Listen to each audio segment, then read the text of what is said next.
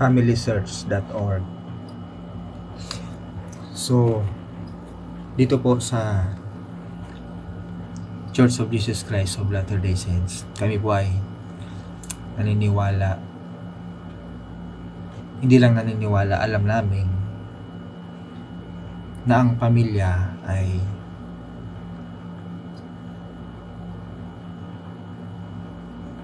sentro ng Ebanghelyo ni Jesucristo. At ito po ang pinagpupukusan ng simbahan ni Jesucristo. Kasi meron kaming kanta na ang title ay Families Can Be Together Forever.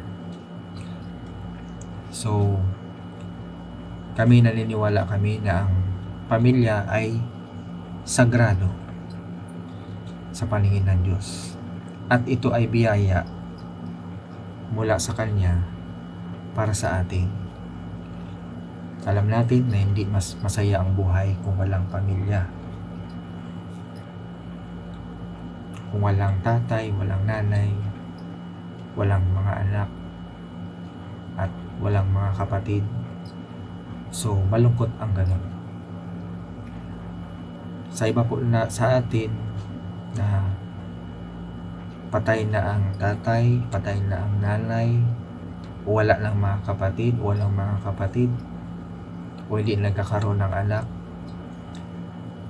Sa plano ng kaligtasan ng Diyos, lahat pong iyan ay merong pag-asa.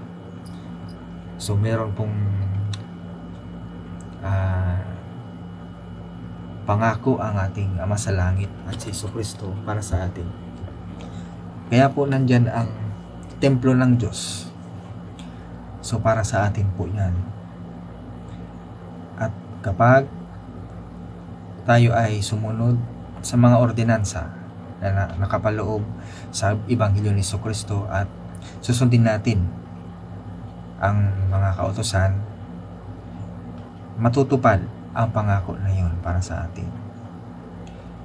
At habang nandito tayo sa mundo, gusto ng ating Ama sa Langit at ni Jesucristo na gawin natin yung part natin, at hindi lang part kundi yung lahat ng makakaya natin para ang ating pamilya ay mabuklod sa kabilang buhay. So lahat po tayo ay merong tatay, nanay. Hindi tayo nabuhay dito sa mundo na hindi nagkaroon ng nanay at tatay. Kahit hindi natin kapiling sa ngayon, pero nagkaroon pa rin tayo ng nanay at tatay. Sa kabilang buhay, pwede nating makapiling muli ang ating pamilya, ang ating nanay, tatay, mga kapatid, at maging ating mga anak. Sa pamamagitan nitong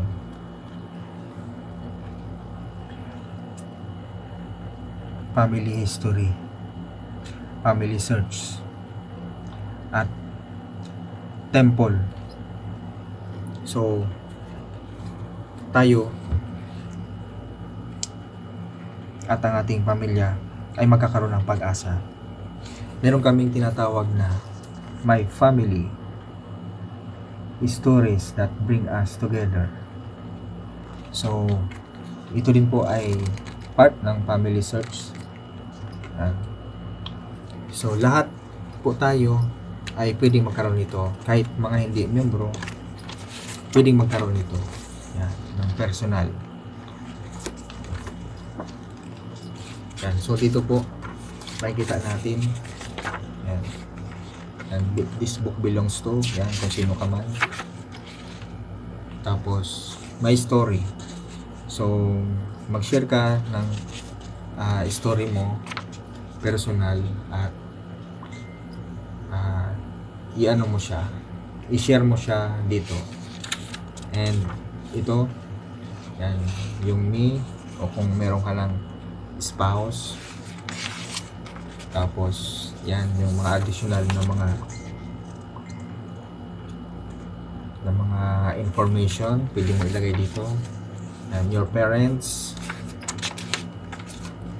and mother, father, grandparents,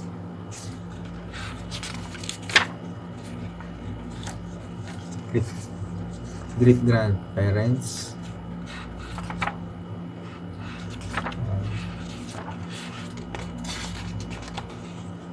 so lahat dito pwede mong i-search yung tungkol sa kanila at i-record mo dito. Pwede ka magtanong-tanong sa mga pamilya, yung mga uncle at lola mo, pwede ka magtanong-tanong doon at i-record dito. So, ganyan po kami kaseryoso patungkol sa family relationship. So, tinuturo po sa amin kung paano maging strong ang family relationship dito sa mundo at sa kabilang buhay.